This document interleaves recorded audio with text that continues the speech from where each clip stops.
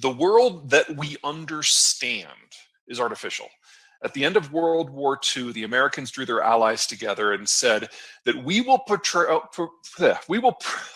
the global oceans for everyone, so that anyone can go anywhere at any time, buy any product, participate in any supply chain, and basically exist without need of a military escort. We just have one condition: you have to be on our side versus the Soviets. We created what we now understand as globalization and free trade to fight the Cold War. It was a bribe. But the Cold War ended 30 years ago, and we have been edging away from that ever since. It's not a Trump thing, it's not a Biden thing, it's not a Clinton thing, it's not a W. Bush thing. It's an American thing. And we are past the point of no return. Now let's assume for the moment that you like globalization, that you want it to continue. Well, the question is then, what does the United States need to do if it wants to keep this system running? Well, I would argue that we need three things. First, we need global interests. We don't have that. The United States is the least involved economy in the world. As a percentage of GDP, we're just not there. In fact, if you factor out Canada and Mexico, we're half of what this even suggests. Who wants to be in the Middle East so the Chinese can import Middle Eastern crude? Just to kind of give you an example, it's not a popular sell. So economically, there's no argument to be made here. What about strategically? Well, the second thing that you need if you want to maintain a global system is you need boots on the ground. You have to keep everybody on the same side. You have to patrol the oceans. You have to keep countries from fighting. We don't have that anymore. This is total American troops stationed overseas since World War II. It's been trending down for decades. In fact, we now have fewer than 10,000 troops in the entirety of the Middle East. That number will probably hit zero this year. It's not that we've decided to leave. It's that we've already left. And what's left of globalization is simply running on inertia. What about the third thing? Well, global engagement requires a political system at home that has bipartisan agreement on America's role in the world. And while I personally would argue that that disappeared years ago, I think in the aftermath of January 6th, we all agree that we need a little bit of political retinkering here before we have any sort of big global plans. Now, let's assume for the moment that Biden is the guy, that he's the person who can bring us all back together, sing on the same page, read from the same page, put together a global plan that we can then go out and re-engage the planet. How long do you think it's going to take him? A month? His whole term? More time than he has left? Folks, this is a decade transition sort of stuff, and we haven't even started that process. So the United States, regardless of intent, is utterly incapable of preserving a global norm. That's the strategic side. That's the political side. Let's talk about the numbers. Let's talk about the economic side. Let's talk about demographics. What we've got here is a standard demographic profile. Children on the bottom, young adults, mature adults, retirees at the top, men on one side, women on the other. Mortality tends to build it into a pyramid. Now, when we look at something like Mexico, American business leaders and American political leaders really like what they see, because whenever there's a bulge in the population structure, roughly below age 40, it's all about the spending on kids, on cars, on college, on homes. This is what drives most modern economies, the economic activity of the young. Now, this also is very complementary to the American political system and the American economic system. I mean, just think about the mechanics of this. When you're under 40, you're relatively new at your job. Your value add is not very high. Well, that means that the Mexicans are good at low and mid-scale manufacturing and assembly. That's not what the American workforce does. We do the high end. We do the design. So the propensity for integration between those two systems is massive.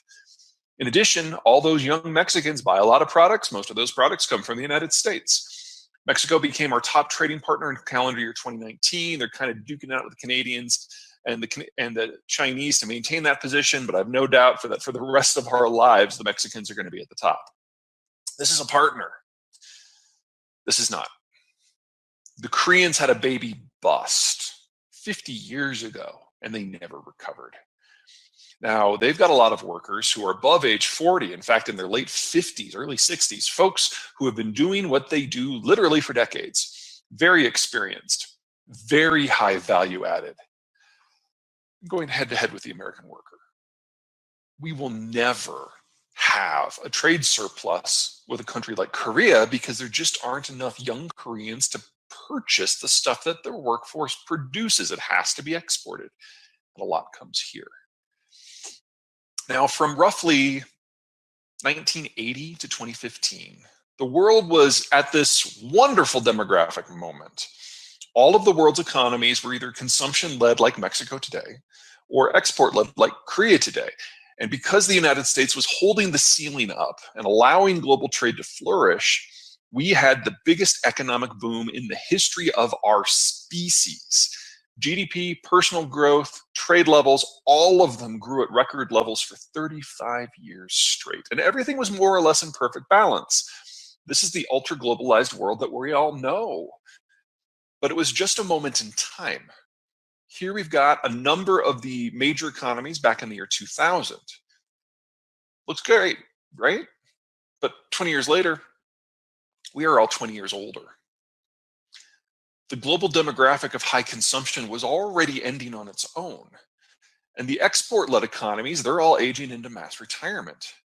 The worst among them is China. Between the one-child policy and rapid urbanization, the Chinese population is in a state of collapse. They're now the fastest aging society in the world. And by 2100, there will be less than half as many Chinese as there are today, assuming nothing else goes wrong. Now, here in the United States, we are a partial exemption to this. Our population structure isn't perfect, but it's a lot better than everybody else's. And it's largely better because of this specific generation, the baby boomers. Now, in some ways, America's baby boomers are just like everybody else's, and almost every country in the world has a baby boomer cadre for the same reasons. World War II ended, the soldiers came home, they got on with their lives, and they had a lot of kids at the same time that cities really got big with suburbs. In that, the boomers do not stand out.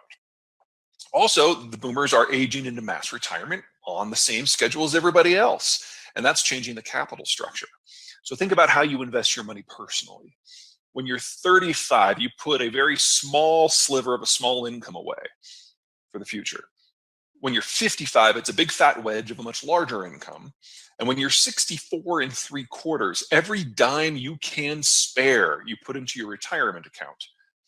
As you age, the velocity of money increases, the volume of money increases, everything that you contribute to the system increases. But then the day after you retire, you never add to it again. In fact, you liquidate your stocks and your bonds and you put it into things like T-bills and cash because you can't take the volatility. So we get this accelerating, steepening curve of capital availability, and then it just falls off a cliff. Writ large, the baby boomers globally retire next year. We're only a year away now. That cliff is just in front of us. Now, in all of that, the baby boomers are the same.